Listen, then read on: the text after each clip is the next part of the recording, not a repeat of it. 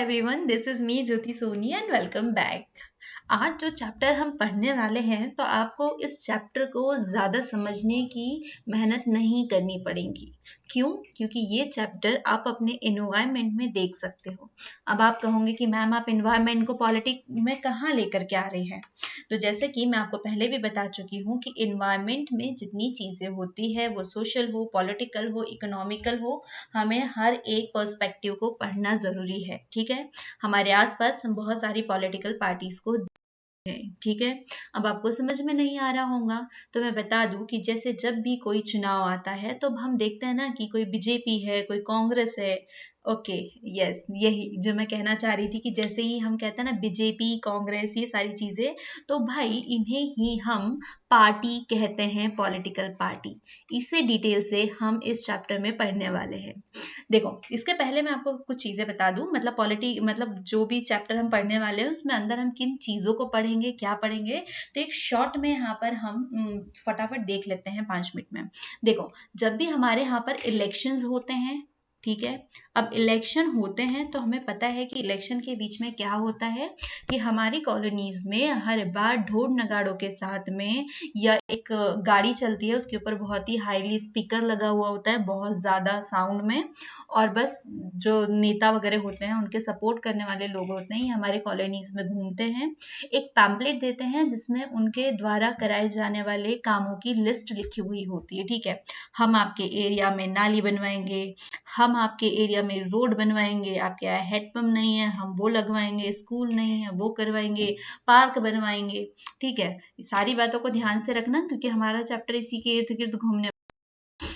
तो जब इतनी सारी चीजें होती है उस पैम्पलेट में, मतलब ये वो कामों की लिस्ट बताते हैं कि हम ये काम करवाने वाले हैं, आपको ये लालच दिया जाता है और फिर आप हमें वोट दीजिए। ठीक है, जैसे कि नॉर्मल ले लूं मैं हमेशा, मतलब जितना भी मैंने पॉलिटिकल पार्टी पढ़ाई है तो वहां पर मैं पार्षद का ही एग्जाम्पल लेती हूँ, राइट, या जो इलेक्शन होते हैं वो। तो जब हम अपने इलेक्शन में मतलब पार्षद खड़ा होता है तो वो आकर के यही पैम्पलेट देता है, इतने काम होंगे अगर मैं आपके मोहल्ले का वार्ड पार्षद बन जाऊं तो यही चीजें होती है। तो वो क्या करता है, यहाँ पर आपको ये लालच देता है, फिर आप उसे अपने हिसाब से, मतलब दो अलग हैं, ठीक है, एक इस पार्टी से आता है, ये इधर हमने बीजेपी का डाल देते हैं और इधर हम डाल देते हैं कांग्रेस वालों का।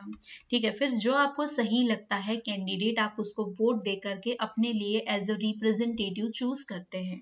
क्लियर? तो ये जो कैंडिडेट है जो आपके लिए आ रहा है, आपको लालच दे रहा है, या कह रहा है कि भाई मैं आपके बिहाफ पे काम करूंगा गवर्नमेंट में। ठीक है, तो ये जो कैंडिडेट होता है किसी ना किसी पार्टी से बिलोंग करता है, किसी ना किसी ग्रुप से बिलोंग करता है, सिंपल सी बात। ये कैंडिडेट एक ग्रुप से बिलोंग करने वाला है और वो जो ग्रुप होता है, मतलब उन लोगों का ग्रुप होता है जो किसी एक ही आइडियोलॉजी को फॉलो कर रहे हैं, एक सिंबल को फॉलो कर रहे हैं और एक ही साथ में एक पथ पे चल रहे हैं, तो हम इसी को कहते हैं पार्टी और पॉलिटिकल पार्टी, राइट। तो पॉलिटिकल पार्टी समझ में आया आपको, सिमिलर आइडियोलॉजी ग्रुप, ठीक, एक ही को फॉलो कर रहे हैं, तो ये हमारे होते हैं कौन, पॉलिटिकल पार्टीज। इसमें आपको कैंडिडेट की डेफिनेशन पता हो गई कि कैंडिडेट वो जो एज अ रिप्रेजेंटेटिव आपके बीच में आता है और आपको रिप्रेजेंट करने के लिए गवर्नमेंट में खड़ा होता है। फिर डिपेंड करता है, देखो यहीं पे आपको और चीज पता चल गई कि पार्टी जो है वो डिफरेंट टाइप की होती है, राइट। एक तो मेंबर ये खड़ा है, एक ये मेंबर खड़ा है, अगर ये अलग अलग ग्रुप्स नहीं होंगे तो क्या होगा, कॉम्पिटिशन नहीं होगा। ठीक है, आप एक दूसरे के लिए रिस्पॉन्सिबल नहीं होंगे। और हमारी डेमोक्रेसी में क्या कहते हैं कि for the people to the people, ठीक है, जनता का जनता के लिए जनता, ठीक है, for the people to the people by the peoples, right. तो यहाँ पर इन्हीं के बीच में से इन लोगों को कैंडिडेट को चूज किया जाता है। तो हमारी डेमोक्रेसी में भी पॉलिटिकल पार्टी का उतना ही इंपॉर्टेंट रोल प्ले करती है। ये भी बात क्लियर हो गई। तो चलो अब हम अपने चैप्टर की ओर थोड़ा सा आगे बढ़ते हैं। तो आई होप आपको यहाँ पर काफी सारी चीजें जो है बेसिक है वो क्लियर हो चुके होंगे। तो आगे जो डेफिनेशन होंगी वो आपको डेफिनेटली समझ में आ ही जाएंगी।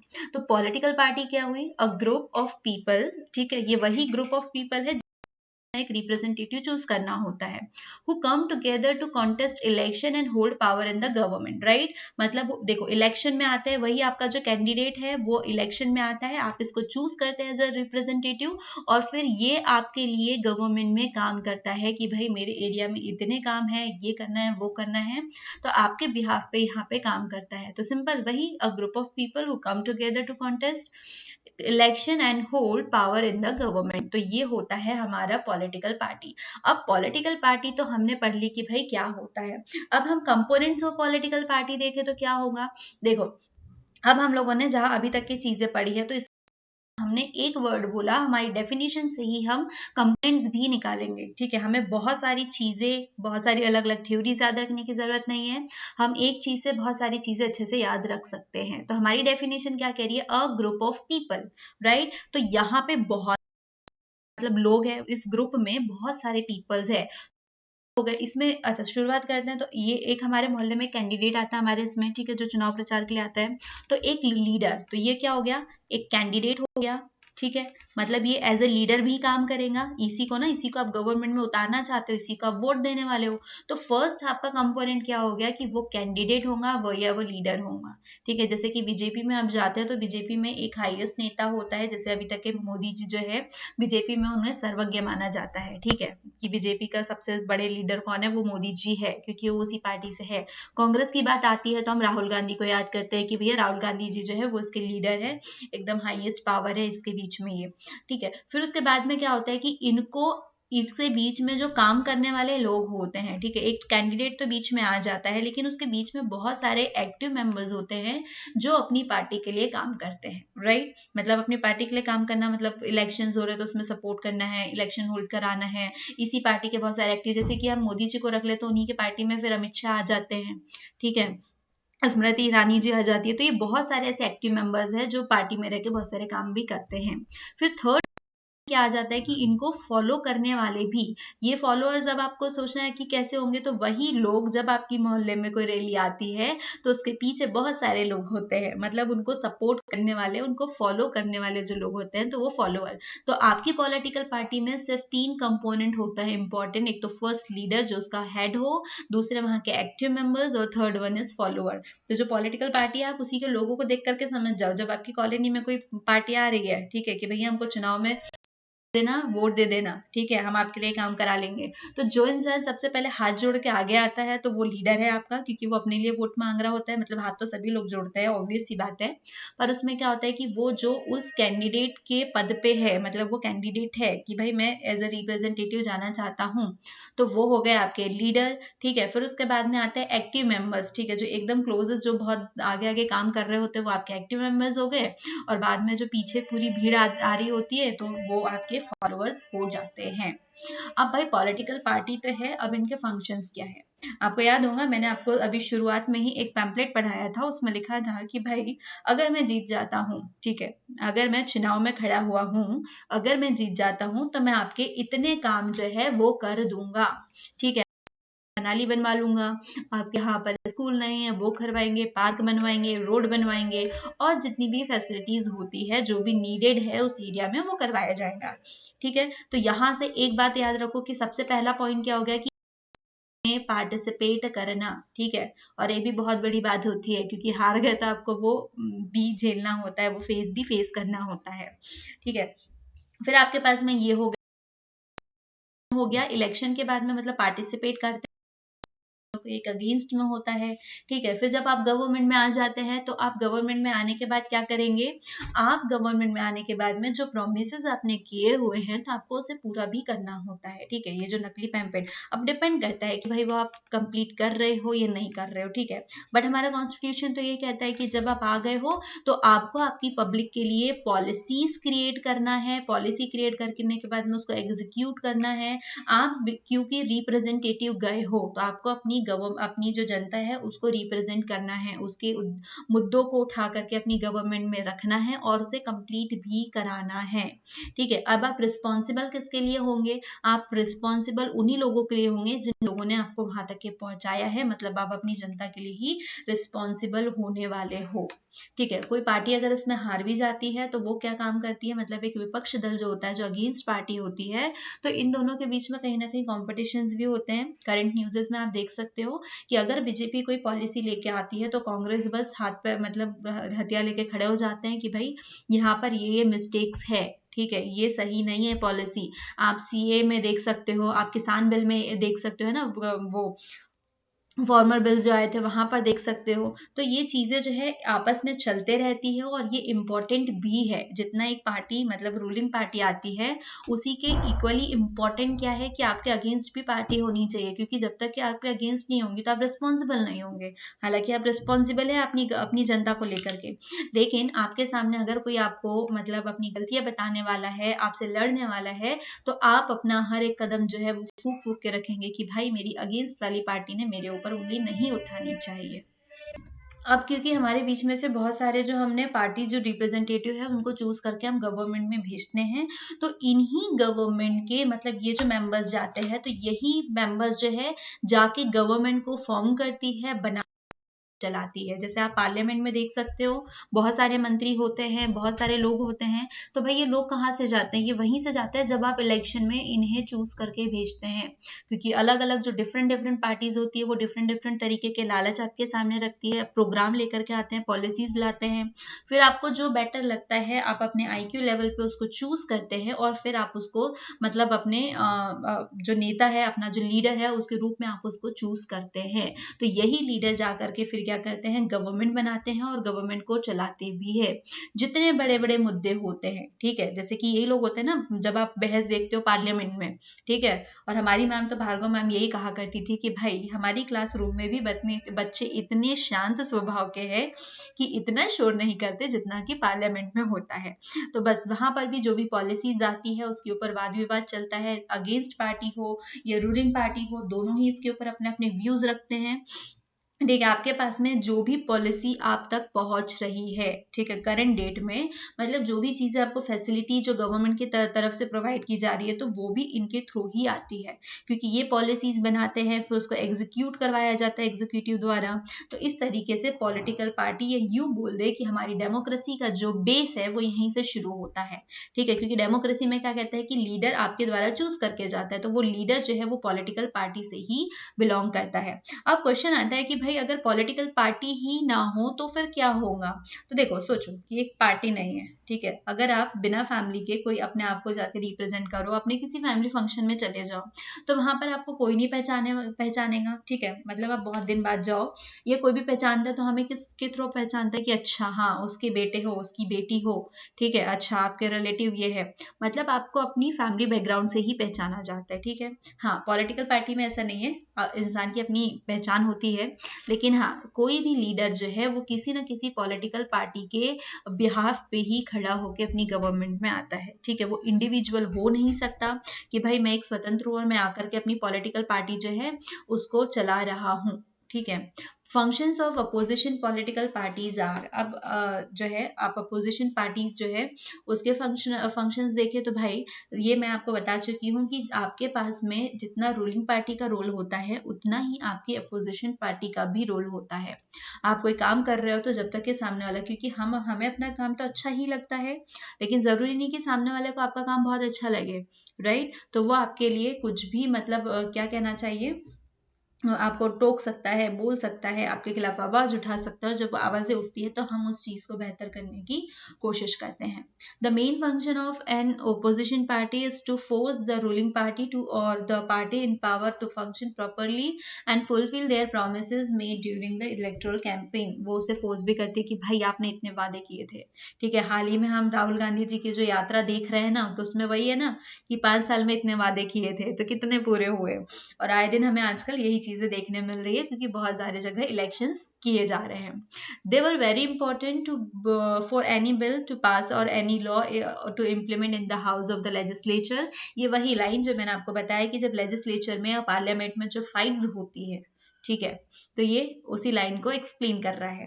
Because in a democracy such as India complete majority is not possible, therefore opposition party also hold power in certain area and actually important. ठीक है, आर इम्पॉर्टेंट, देखो क्योंकि हमारे यहाँ पर जो प्रोसेस होती है वो क्या होती है कि हमें मेजोरिटी के ऊपर जाना होता है। अगर कोई बिल पास हो रहा है तो वहां पर हम मेजोरिटी देखते हैं कि कितने लोगों की मिल रही है। तो सिर्फ रूलिंग पार्टी इसको फुलफिल नहीं कर सकती, ठीक है, क्योंकि हो सकता है एक विधानसभा में कितनी जा रही है, लोकसभा में सीटें जो अलग अलग जा रही है, तो कुछ पार्टी जो है वो अपोजिशन पार्टी की भी तो जाती है, ठीक है, मतलब कुछ जो सीट्स है तो वहां पे भी उनकी भी नीड पड़ती है। तो डिपेंड करता है फिर, मतलब वहां पे आप बिल को पास कर रहे हो पूरे लोग मिल करके, क्योंकि कई वोट जो है वो अपोजिशन के भी जा रहे हैं, तो ये सब आपस में मिल करके फिर अपने वोट को देते हैं और उसके बाद में ही आपका कोई भी बिल जो है वो एज अ एक्ट बनता है। क्लियर। देन आता है नेसेसिटी ऑफ पॉलिटिकल पार्टी। तो ये मैं आपको बता चुकी हूँ कि हमारी डेमोक्रेसी में बिना पॉलिटिकल पार्टी के डेमोक्रेसी एग्जिस्ट ही नहीं करती, क्योंकि हमारी डेमोक्रेसी क्या कह रही है कि हमें जनता को ही रखना है, ठीक है, लेकिन उसको रिप्रेजेंट करने के लिए किसी ना किसी पार्टी से बिलोंग तो करना ही पड़ेगा। अगर आपके पास में कोई कैंडिडेट बिना पार्टी के है तो वो इंडिपेंडेंट हो जाएगा, और इंडिपेंडेंट हो जाएगा तो वो जो जनता है उसके लिए रिस्पॉन्सिबल ही नहीं हो पाएगा कि भाई इतने प्रोमिस वो अकेले किस बिहाफ पे आपसे ज्यादा प्रोमिस करेगा, है ना, तो वो आपको फुलफिल भी नहीं कर सकता। गवर्नमेंट में be form but its utility will remain every ascertain uncertain. देखो, अगर गवर्नमेंट बन भी जाए, ठीक है, अगर बिना पार्टी के गवर्नमेंट बन भी रही है लेकिन फिर भी हम उसको यूज तो कर ही नहीं पाएंगे।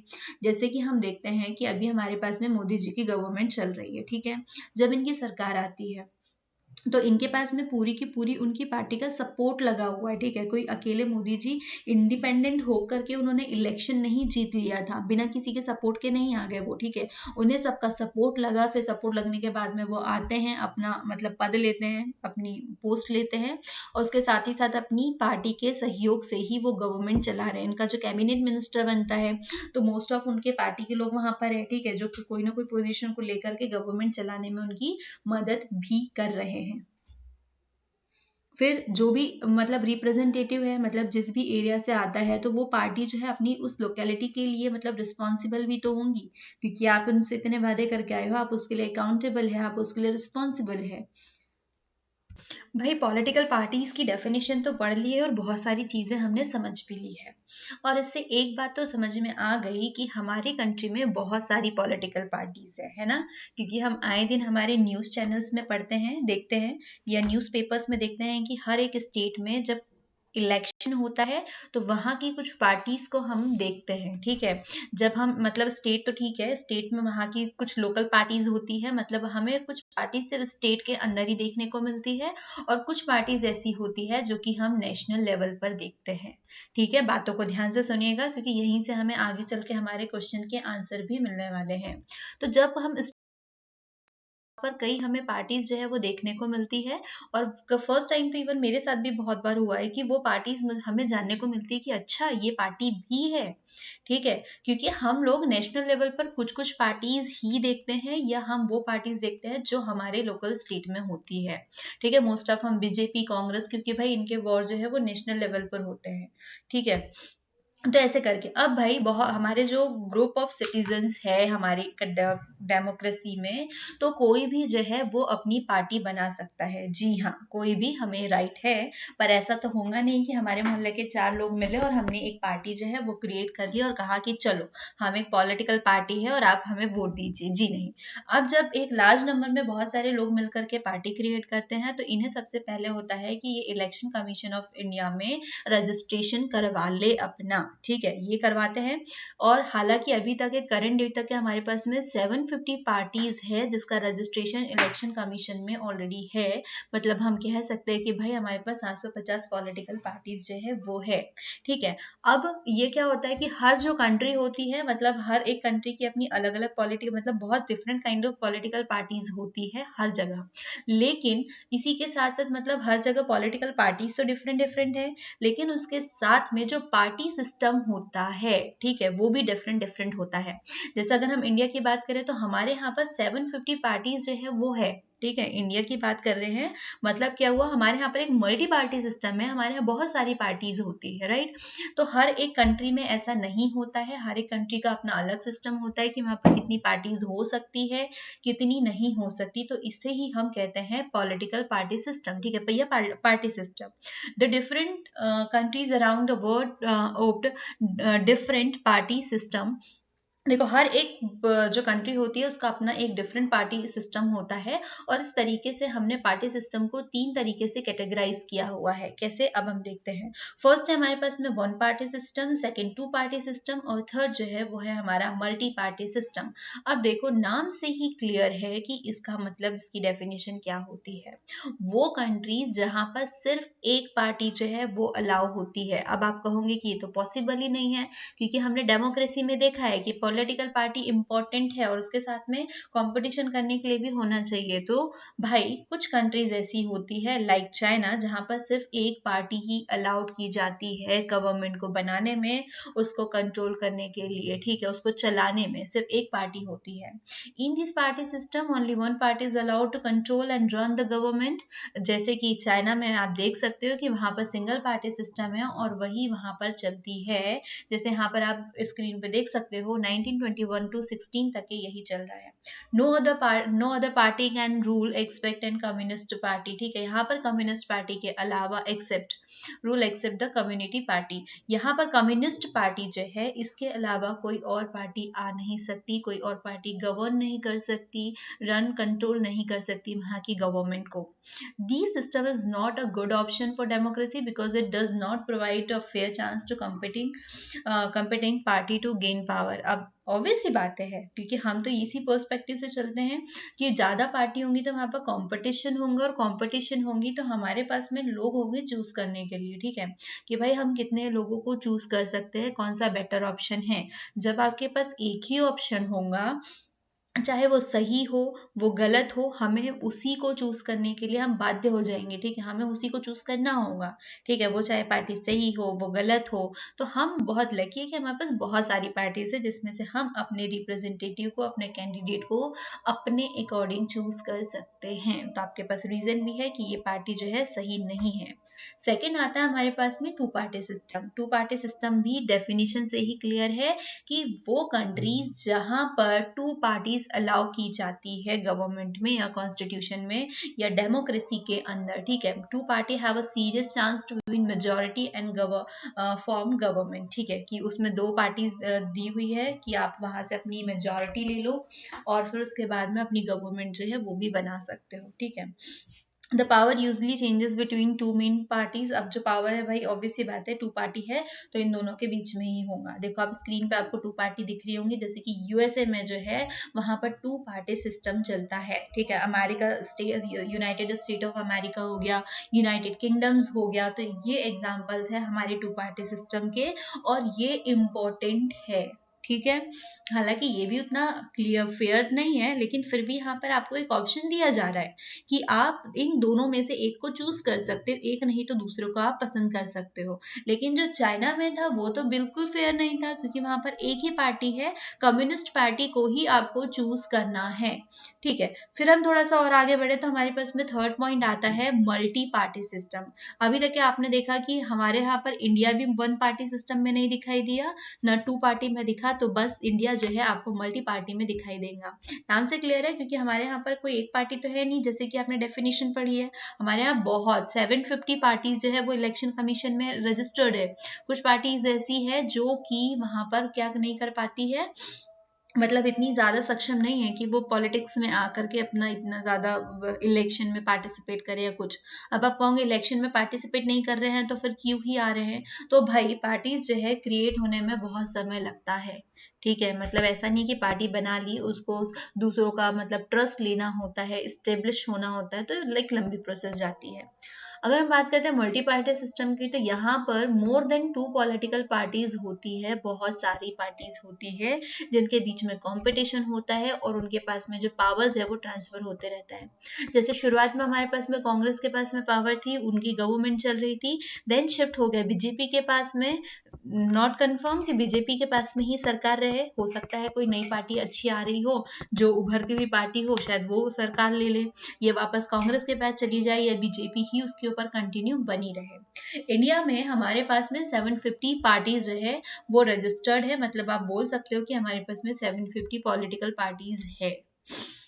ठीक है। और ये अपने पॉलिटिकल मतलब यहाँ पर जितनी पार्टीज होती है वो अपने अपने पॉलिटिकल रिप्रेजेंटेटिव को लेकर के आते हैं, अपने interest. It allows a variety of interest and opinions to enjoy political representation. क्योंकि भाई 750 पार्टीज आ रहे हैं, इसके मतलब है कि आपके पास में 750 आइडियाज आ रहे हैं, ओपिनियंस मिल रहे हैं गवर्नमेंट चलाने के लिए। तो आपके पास डिफरेंट काइंड ऑफ मतलब आइडियोलॉजीज होती है, मतलब अप्रोचेस होंगी, अलग अलग सबके माइंडसेट सबके अलग अलग होते हैं, तो सब अपनी अपनी चीजों को लेकर के आते हैं। तो मल्टी पार्टी सिस्टम की सिंपल सी डेफिनेशन है, more than two party have a chance to govern और be a part of coalition. Coalition की क्या टर्म होती है वो मैं आपको आगे चल के बताती हूँ। देखो उसके बाद में आता है इलेक्शन कमीशन। जस्ट आपने अभी पढ़ा होगा कि मैंने कहा कि इंडिया में 750 पार्टीज जो है वो इलेक्शन कमीशन में रजिस्टर्ड है। तो भाई ये इलेक्शन कमीशन एक्चुअल में क्या होता है? तो इलेक्शन कमीशन जो है वो ये है कि वहां पर मतलब जितनी भी पार्टीज होती है इंडिया में पॉलिटिकल पार्टी, तो आपने हम लोग इलेक्शन करवाते हैं, मतलब ये देखते हैं ना कि इलेक्शन होता है, तो ये जो इलेक्शन करवाने का काम करती है, तो उसके शुरू से अंत तक के जो भी काम होते हैं किसी भी इलेक्शन के रिगार्डिंग, मतलब इलेक्शन से रिलेटेड कौन है? Political party. तो उस पॉलिटिकल पार्टी का रजिस्टर होना बहुत जरूरी है, तभी उसको मान्यता मिलेगी कि अच्छा आप एक पार्टी है। वरना आपने एक 10 लोगों का ग्रुप बना लिया तो आप उस ग्रुप को पॉलिटिकल पार्टी नहीं कह सकते, जबकि उसका आपने एक रजिस्टर नहीं कराया है।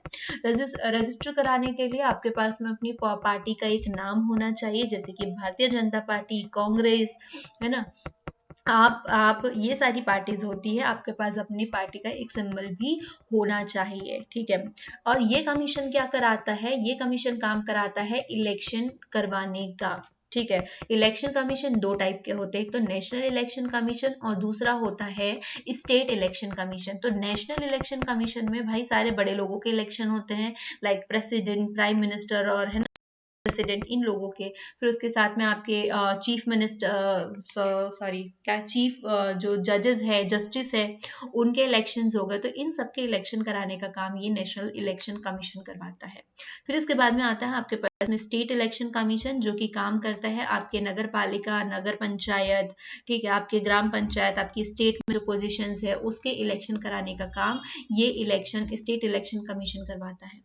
The commission treats every party as equal to the other, but it offers a special facility to large and established parties. ठीक है, अब इलेक्शन कमीशन का काम होता है कि ये एक फेयर कंपटीशन दे, आप सबको एक इक्वली जो है ट्रीट करेंगे। लेकिन हाँ, जिसके पास ज़्यादा फैसिलिटीज़ होती है, जो बड़ी होती है, जो स्टैब्लिश्ड है, तो उनको थोड़े स्पेशल फैसिलिटीज़ और फीचर्स प्रोवाइड किए जाते हैं, जैसे कि कांग्रेस हो गई, बीजेपी हो गई, क्योंकि भाई ये बहुत जानी मानी हस्तियां है हमारी इंडिया की, ठीक है। They are given a unique symbol and are called recognized political party, जो मैं आपको बता चुकी हूँ। फिर उसके बाद में आता है अलायंस और फ्रंट। अब ये चीज क्या होती है?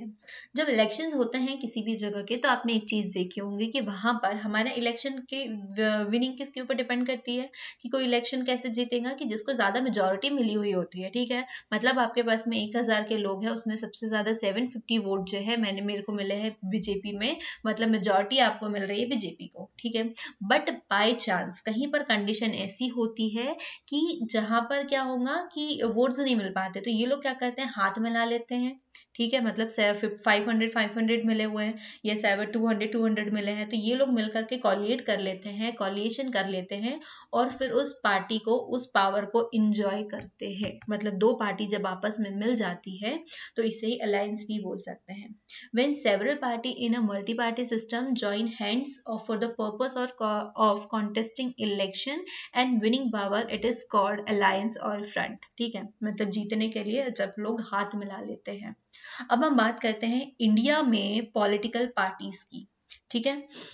अब इंडिया में तो भाई बहुत सारी पॉलिटिकल पार्टीज है। हम पहले इंडिया में पॉलिटिकल पार्टी के टाइप्स देखेंगे। तो हमारे पास में इंडिया में दो ही तरीके की पॉलिटिकल पार्टीज होती हैं। फर्स्ट होती है स्टेट पार्टीज और सेकंड होती है नेशनल पार्टीज। अब ये स्टेट और नेशनल पार्टीज किस तरीके से होंगी, इसको हम थोड़ा सा डिटेल में पढ़ने वाले हैं। In India there are both national and state parties. Every party in country has to register with election commission. भाई पार्टी कोई भी हो, आपको रजिस्टर करवाना नेसेसरी है इम्पोर्टेंट है, तभी आप अपनी पार्टी के मतलब आपकी जो पार्टी है वो पॉलिटिकल पार्टी कहलाएंगी। तो चलो हम शुरू करते हैं हमारी इस स्टेट पार्टी से। ठीक है, अब देखो मैंने आपको शुरुआत में बताया था कि जब इलेक्शंस होते हैं तब हमें पता चलता है कि अच्छा ये पार्टी भी है, शिवसेना भी है, एनसीपी भी है, और ऑनेस्टली बता रही हूँ एनसीपी मुझे अभी पता चल रही है। ठीक है, तो ऐसे करके हम स्टेट में देखते हैं कि अच्छा ये पार्टी चल रही है, तो वो पार्टीज जो कि सिर्फ एक स्टेट के अंदर ही होती है, वो स्टेट इलेक्शंस के लिए ही यूज होती है। ठीक है, वो मोर देन 2 स्टेट्स में नहीं गई हुई है, वो किसी एक पर्टिकुलर स्टेट में ही काम कर रही होती है, तो हम उसे कहते हैं state party. A party that secure at least 6% of the total votes in an election to the legislative assembly of a state and wins at least 2 seats is recognized as a state party। ठीक है, मतलब जो legislative assembly होती है वहां पर मतलब इतने सारे में से 6% अगर कोई नेशनल स्टेट पार्टी ले लेती है। देखो सपोज मैं बताती हूँ, अगर मैंने एक पार्टी बनाई है, ठीक है, चलो हम हमारी एड्यूग्रोन की एक पार्टी बना लेते हैं। अब मैं हो गई, आप हो गए, हम में से एक लीडर चूज किया, हम लोगों ने एक पार्टी बना ली, हमने जाकर के इसको पहले क्या किया, इलेक्शन कमीशन में इसको रजिस्टर करा लिया। ठीक है, अब हमने कहा कि चलो भैया अब हमको चुनाव तो लड़ना ही लड़ना है। ठीक है, तो अब क्या हुआ कि हमारे यहाँ पर इतनी मतलब ये हमारी एक स्टेट में पूरी पार्टी चल रही है। ठीक है, तो हमारे यहाँ से सीट जाती है, ठीक है, हमारी लेजिस्लेटिव में सीट जाती है, तो अब हमारे यहाँ से जो सीट गई तो हमारे यहाँ से कम 6% जो है परसेंट ऑफ टोटल वोट जो है वो इलेक्शन में होना चाहिए, असेंबली में होना चाहिए। तो ये यहाँ पर लेजिस्लेटिव में एटलीस्ट 6% ऑफ टोटल वोट जो है वो जाने चाहिए, और फिर एटलीस्ट 2 सीट आपकी अपनी रिकॉग्नाइज्ड जो पार्टी है वहां से होनी चाहिए। ठीक है, मतलब जो लेजिस्लेटिव जा रहे हो तो वहां पर win at least 2 seats in recognised as a state party. ठीक है, ये आपकी रिक्वायरमेंट होती है स्टेट पार्टी के लिए। अगर हम नेशनल पार्टी के ऊपर बात करें कि नेशनल पार्टी क्या होती है, तो भाई अभी हमने स्टेट पार्टी के लिए बात की कि जो लेजिस्लेटिव होती है, असेंबली होती है, तो वहां पर आपके 6% ऑफ टोटल वोट होने चाहिए आपकी पार्टी के। देखो जो हमारी स्टेट की, तो वहां पर क्या होते हैं, मतलब बहुत सारे रिप्रेजेंटेटिव आते हैं, मतलब जो जो आप जिन जिन को चूज करते हो, तो आपकी इस पार्टी से या हमारी इस एडिग्रोन फैमिली से यहाँ पर वो वोट है वो जाने चाहिए। ये यूं बोल लो कि हमारी फैमिली के 2 सीट जो है वो इस लेजिस्लेटिव में जानी चाहिए। ठीक है, तो आप स्टेट पार्टी कहलाने के योग्य है। ठीक है, फिर उसके बाद में आता है नेशनल पार्टी। अब नेशनल पार्टी क्या होती है, सेम चीज अब आप अपने नेशनल के पॉइंट ऑफ व्यू से रख देंगे। ठीक है, मतलब यहाँ पर 6% ऑफ जो पार्ट वोट्स है वो आपके लोकसभा में होना चाहिए। ठीक है, लोकसभा में या असेंबली इलेक्शन में आपके 4 स्टेट है ना, election in 4 state and win at least 4 seat in the Lok Sabha is recognise as a national party. ठीक है, अब आपके पास में आपकी 4 स्टेट से होना चाहिए, मतलब मोर देन मतलब 2 स्टेट जो है वो नहीं, मतलब कम से कम एटलीस्ट आप 4 स्टेट में आपकी पार्टी काम कर रही हो। ठीक है, वो पार्टी जो सिर्फ आपके स्टेट में काम कर रही है वो आपकी स्टेट पार्टी हुई, और वो पार्टी जो कम से कम 4 स्टेट में काम कर रही है, जैसे बीजेपी। ठीक है, बीजेपी में आप एकदम शुरू से आखिरी तक के देख ले तो बहुत सारी स्टेट में ये इसकी सरकार बनी हुई है। ठीक है, हमारे एमपी में बनी हुई है। ठीक है, ऐसे ही और भी कुछ स्टेट्स में बनी है, तो हम उसको नेशनल पार्टी कह सकते हैं। मतलब आपके पास में मोर देन 4 स्टेट जो है यहाँ पर आपकी गवर्नमेंट बनी हुई होनी चाहिए, या आपके 6% जो है एटलीस्ट आपकी पार्टी से लोकसभा में शामिल होना चाहिए। तो आप बोल सकते हो कि 6% है, मतलब 4 स्टेट आपकी जा रही है, अलग अलग स्टेट से जा रहे हो, and win at least 4 seat in Lok Sabha is recognise as a national party. ठीक है, और 4 सीट जो है वो आपकी पार्टी से होनी ही होनी चाहिए। ठीक है, मतलब स्टेट भी हो और पार्टी भी हो। अब इन दोनों के बीच में डिफरेंसेस क्या होते हैं। जो नेशनल पार्टी होती है, ठीक है, ये मोस्ट ऑफ इंडिया में, मतलब ये आपकी पूरी जो कंट्री होती है वहां के सारे फेडरल यूनिट्स में काम करती है। ठीक है, मतलब जो छोटे छोटे यूनिट्स होते हैं, स्टेट्स होती है, तो ऑलमोस्ट मोस्ट ऑफ स्टेट में ये काम करती है, मतलब ये यू बोले कि सारी स्टेट में होती है। ठीक है, all federal unit of the federation. ठीक है, और स्टेट पार्टी क्या होती है कि ये कुछ ही फेडरल्स में काम करती है या कुछ ही स्टेट में होती है।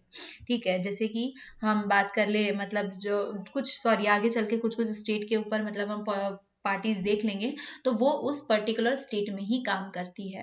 फिर हमारे पास में नेशनल पार्टी के लिए अभी हमने डेफिनेशन में क्लियर किया था कि आपके पास में नेशनल पार्टी में 6% उस पार्टी का आपकी लोकसभा में वोट जाना चाहिए, या आपके साथ ही साथ क्या होना चाहिए कि आपकी असेंबली जो है वो 4 स्टेट के वहाँ के लोग जो है वो रिप्रेजेंटेटिव होने चाहिए, मतलब 4 स्टेट में आपकी जो पार्टी है वो काम कर रही होनी चाहिए।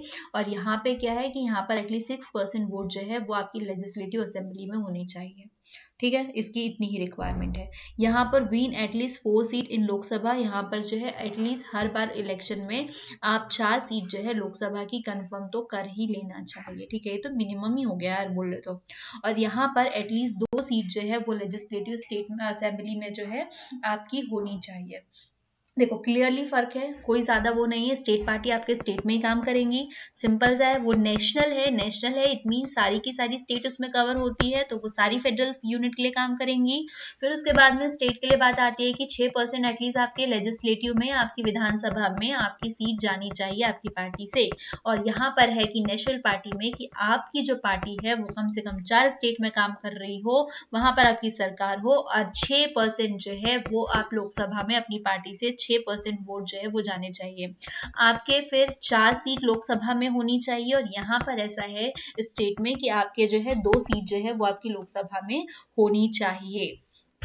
ठीक है, फिर उसके बाद में हम आगे बढ़े, हम कुछ पार्टीज के ऊपर बात कर लेते हैं। हम सबसे पहले कुछ नेशनल पार्टीज के ऊपर बात करेंगे कि इंडिया में कितनी नेशनल पार्टीज है। मतलब नेशनल पार्टी मतलब से कम 4 स्टेट में काम कर है। ठीक है, तो according to this classification there are 7 recognised national parties in the country in 2019। ठीक है, मतलब अब यहाँ पर आपके पास में क्लियर है कि आपके पास में टोटल 750 पार्टीज थी, मतलब आपके पास में इतनी इलेक्शन कमीशन में है, जिसमें से केवल 7 ही ऐसी पार्टीज है जो कि ऑल ओवर इंडिया में काम करती है। क्लियर, मतलब पूरे इंडिया में सिर्फ 7 ही पार्टी है जो नेशनल लेवल पर काम कर रही है। फिर अब आप यहाँ से डेटा निकाल लो कि भाई कितनी सारी पार्टीज है जो सिर्फ स्टेट के अंदर ही काम कर रही है। तो हर एक पार्टी आप नाम रखना आपके लिए मतलब पॉसिबल नहीं है, तो हम अपनी अपनी स्टेट के बारे में पढ़ लेंगे। सबसे पहले आता है all India Trinamool Congress, Bahujan Samaj party, Bharatiya Janata party, communist party of India, communist party of Indian Marxist, Indian national Congress and nationalist Congress party. तो आपको यहाँ पर इन नामों में कंफ्यूजन नहीं होनी चाहिए। तो हम सबसे पहले पढ़ते हैं AITC या ऑल इंडिया तृणमूल कांग्रेस के ऊपर। सबसे पहले 1 जनवरी 1998 को ये ममता बनर्जी के अंडर में बनाई गई थी। और यूं कहें कि आप मतलब सिंपल सा है, आपको इसको जानना है तो आप बंगाल के बारे से जान सकते हो। ठीक है, कि बंगाल में पार्टी जो है वो काम करती है। तो 1 जनवरी 1998 को ये लीडरशिप ऑफ ममता बनर्जी जो है ये फॉर्म की गई थी। फिर इसको 2016 में नेशनल पार्टी का टैग दिया गया, ये रिकॉग्नाइज की गई क्योंकि ये शायद 4 स्टेट में काम कर रही थी। ये 6% जो है अपनी वोट जो है वो लोकसभा में रख रही थी। ठीक है, it has its presence in West Bengal, Arunachal Pradesh, Manipur and Tripura. ठीक है, अब यहाँ पर कहाँ कहाँ चल रही है तो भाई जानना भी जरूरी है कि ममता बनर्जी की सरकार कहाँ कहाँ पर है। तो वेस्ट बंगाल, अरुणाचल प्रदेश, मणिपुर और त्रिपुरा में इन जगह पर ये वाली सरकार जो है वो चल रही होती है। और वेस्ट बंगाल में ममता बनर्जी, ठीक है, जिसने ये सरकार को खड़ा किया हुआ था। फिर हम थोड़ा और आगे बढ़े तो हमारे पास आती है भारतीय जनता पार्टी। जी हाँ, हमारे मोदी जी वाली पार्टी। मोदी जी वाली जो पार्टी है उसको क्रिएट किया गया था 1980 में।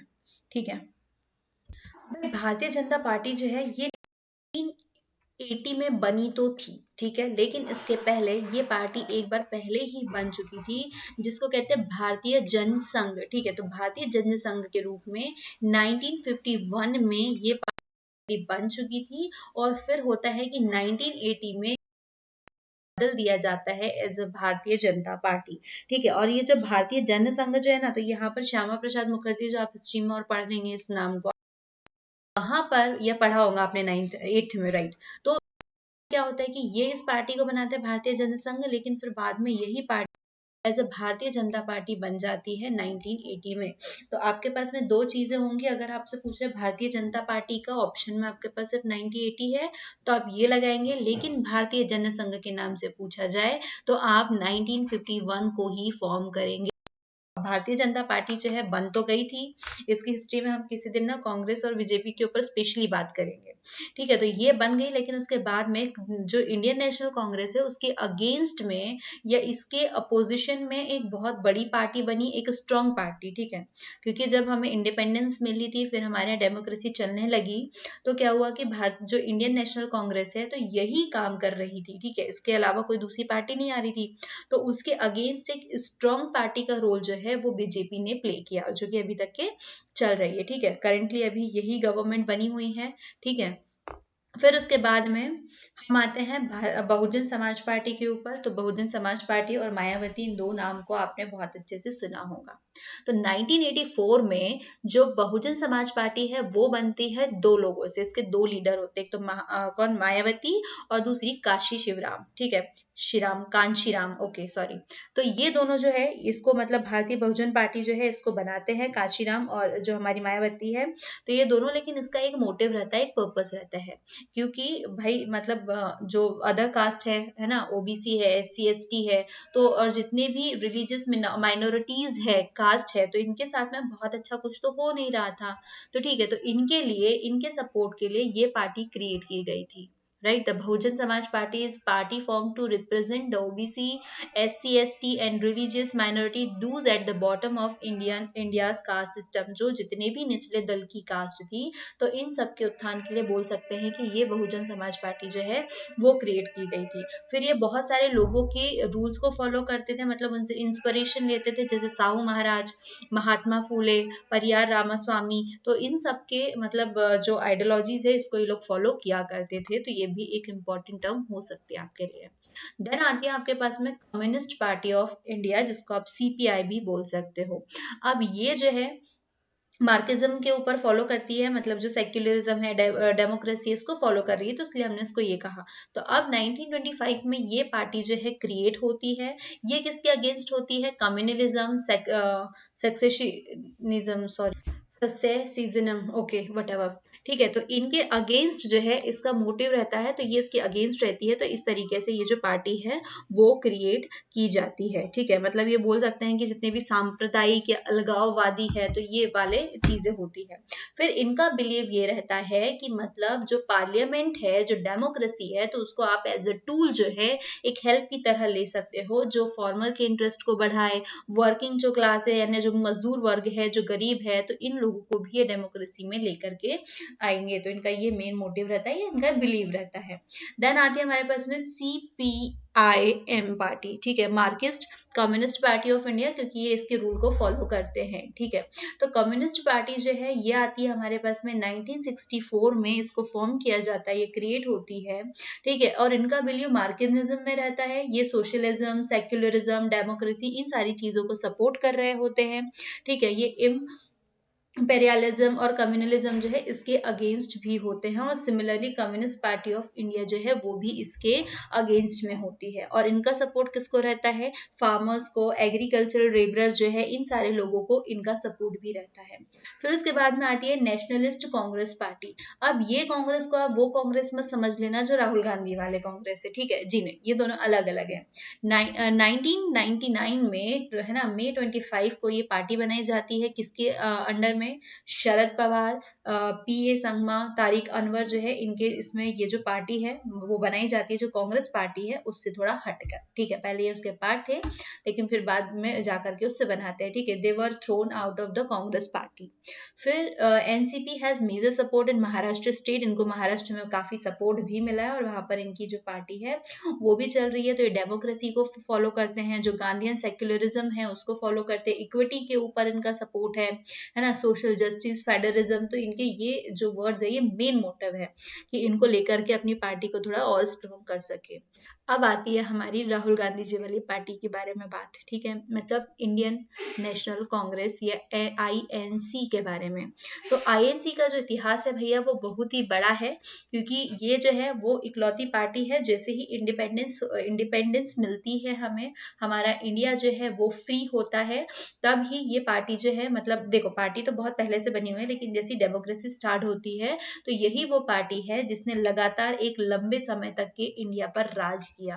ठीक है, मतलब सबसे पहले जो हमारे फर्स्ट प्राइम मिनिस्टर आते हैं, वहां से लेकर के एक समय अवधि चल रही होती है तो वो होती है कांग्रेस के अंडर में। तो कांग्रेस ही एकमेव राज्य कर रहा था, इसीलिए हमको मल्टी पार्टी हमारे इंडिया को कहा जाता था वन पार्टी से। क्यों? क्योंकि यहाँ पर एक ही पार्टी जो है वो हमेशा जीत जाती थी। चलो इसके फॉर्मेशन की बात करें तो Indian national Congress founded in 1885, ठीक है 1885 में बनी हुई थी। After independent it become free India's primary political party, क्योंकि यही एक काम कर रही थी। In first 5 general election held the Congress virtually control the politics of the country. मतलब इंडिया वो होता है तो जितने भी पहले 5 जो चुनाव होते हैं तो वहां पर यही जो पार्टी है वो आती है। तो बीजेपी के ऊपर और कांग्रेस पार्टी के ऊपर अगर आप कमेंट में कहे तो हम एक सेपरेट वीडियो भी लेकर के आएंगे कि इनकी जो जर्नी थी वो किस तरीके की थी, ठीक है।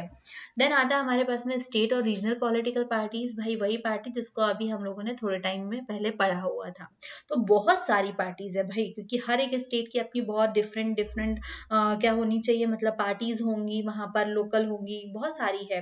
जैसे सब कौन सी, Deendayal Rashtriya Janata Dal have a national level political organisation with units in several states, मतलब कुछ कुछ है बहुत इंपॉर्टेंट। तो ये वाला तो मैं आपके लिए पोर्शन छोड़ दे रही हूँ क्योंकि ये खुद आप पढ़ लेंगे। रीजनल पार्टीज क्या होती है? All party other than 6 national party are classified as a state party by election commission of India, they are also called regional party. तो जो स्टेट पार्टीज है भाई आप उसको रीजनल पार्टी भी बोल सकते हो, ठीक है। कॉलिएशन गवर्नमेंट क्या होती है? जस्ट मैंने आपको अलायंस में ही एक्सप्लेन किया था कि कॉलिएशन पार्टी क्या होती है। कि देखो कुछ पार्टी पहले क्या होती है, देखो अलायंस के ऊपर जब आप पढ़ने जा रहे हो तो वहां पर क्या होता है कि पहले ही लोग जो है वो हाथ मिला लेते हैं, ठीक है। अलायंस में ये होगा कि पहले ही लोग हाथ मिला लेते हैं, फिर आगे चल के एक प्रोसेस होती है। कॉलिएशन गवर्नमेंट में क्या होता है कि जब कोई भी एक पार्टी मेजोरिटी नहीं ले पाए, मतलब वो है ना, party gets no party gets a clear majority, कि भाई आपको मतलब यहाँ पर 3 पार्टी है, 3 अलग अलग पार्टी, चलो 4 पार्टीज मान लेते, ठीक है। टोटल आपके पास में 100 वोट्स है, ठीक है। अब 100 वोट्स है तो जिसके पास ज्यादा होंगे वही जीत सकती है। तो मान लो मेरे को इसको 20 मिले, इसको 25 मिले, इसको 25 मिले, ठीक है। फिर इसके बाद में अच्छा ये 25 हो गया, फिर हाँ इसको 25 मिले और एक को मिल गए 5, ठीक है। ऐसे करके हमारे पास में अलग अलग हो गए। इसको 30 नहीं दे सकते ना, वरना इकट्ठे वही जीत जाती।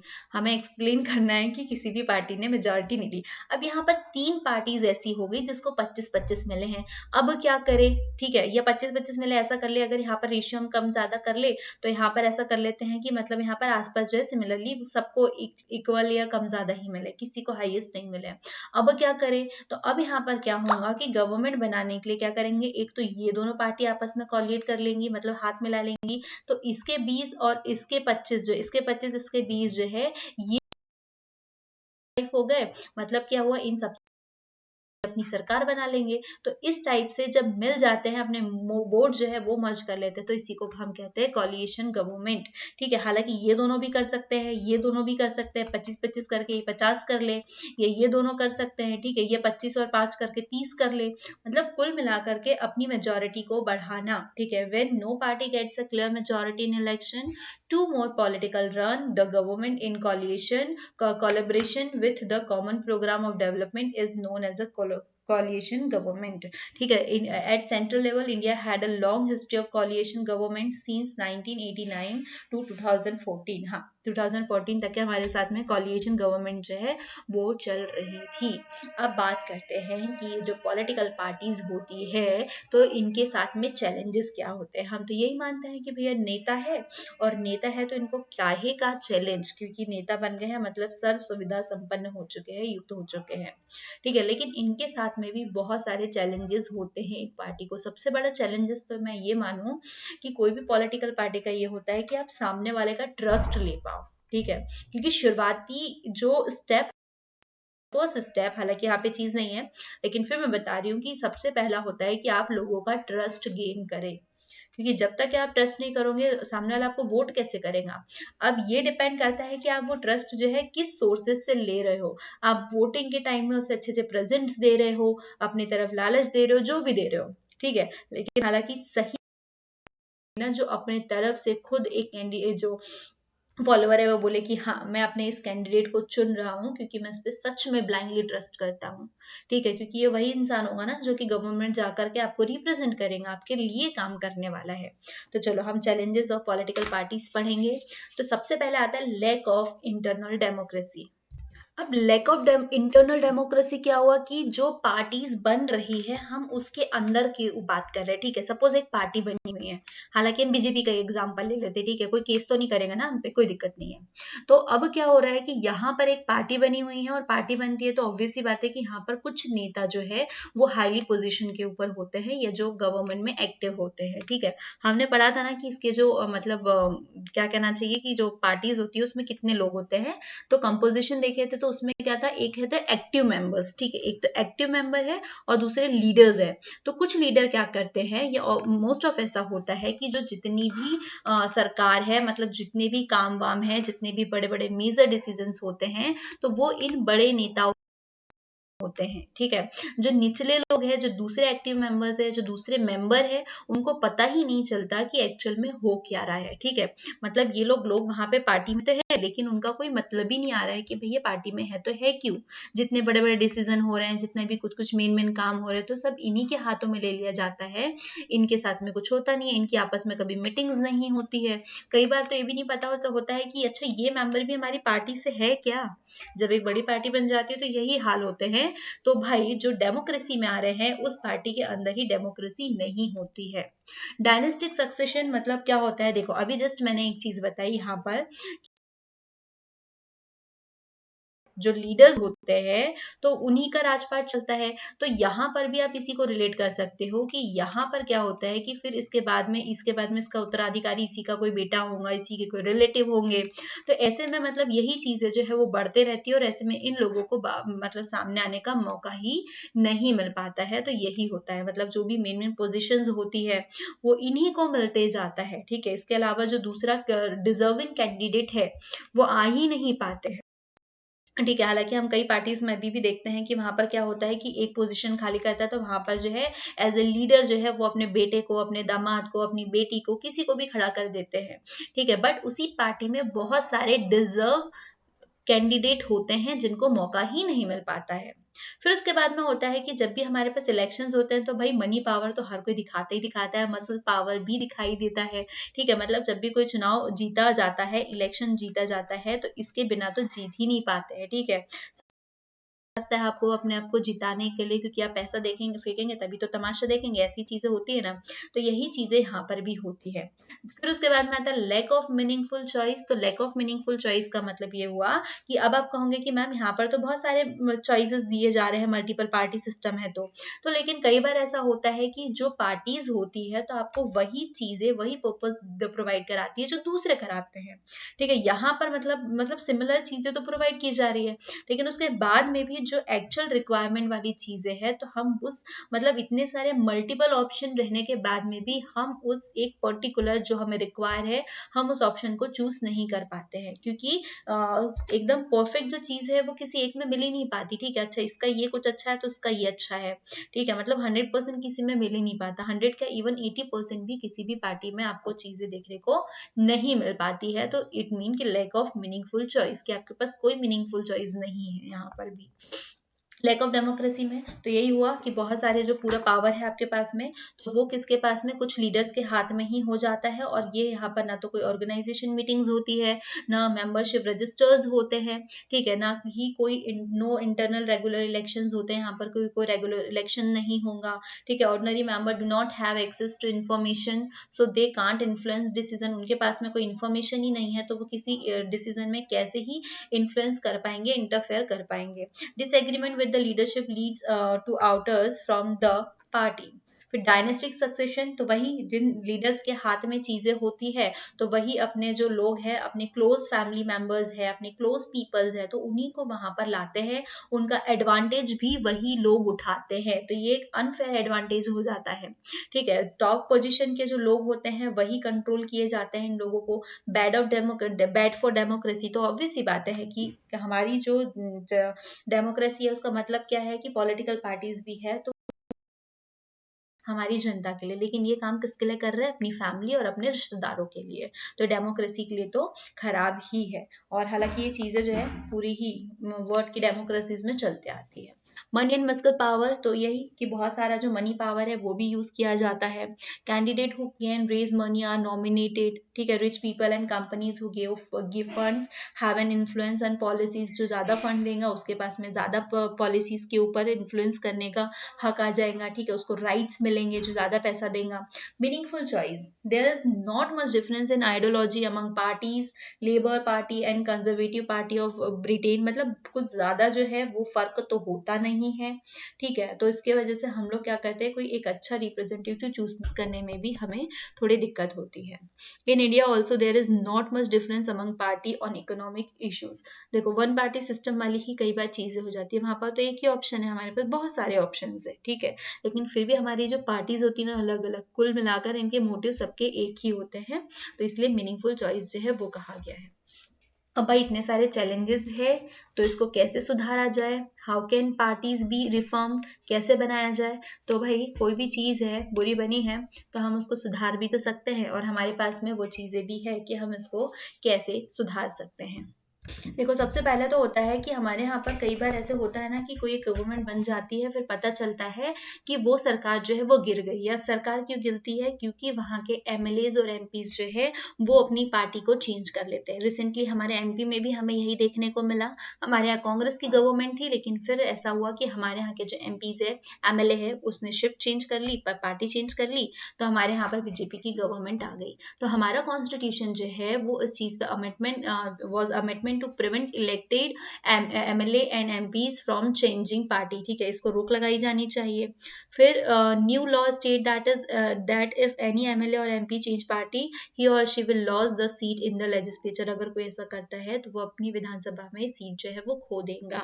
The Supreme Court passed an order to reduce the influence of money and criminals. अब सुप्रीम कोर्ट ये भी ऑर्डर डालता है कि जो मनी का जो इन्फ्लुएंस होता है, ठीक है, जो क्रिमिनल है, तो उसको रोकने के लिए इन्होंने क्या किया कि जो भी मतलब पॉलिटिकल पार्टी आती है तो उसे अपना एक शपथ पत्र देना होगा, एक लेटर देना होगा, जहां पर वो उसके मतलब उसके ऊपर जितने भी क्या होना चाहिए, उसके पास जितनी भी संपत्ति है, ठीक है, वो वहां पर क्या करेगा, उसका ब्यौरा डालेगा, वो जितने भी अगर उसके ऊपर कोई क्रिमिनल केसेस है उसके ऊपर डालेगा, ठीक है। और सुप्रीम कोर्ट ने ये भी ऑर्डर डाला है कि जो इन्फ्लुएंस ऑफ मनी है, जो क्रिमिनल केसेस होते हैं तो उसको रिड्यूस करे।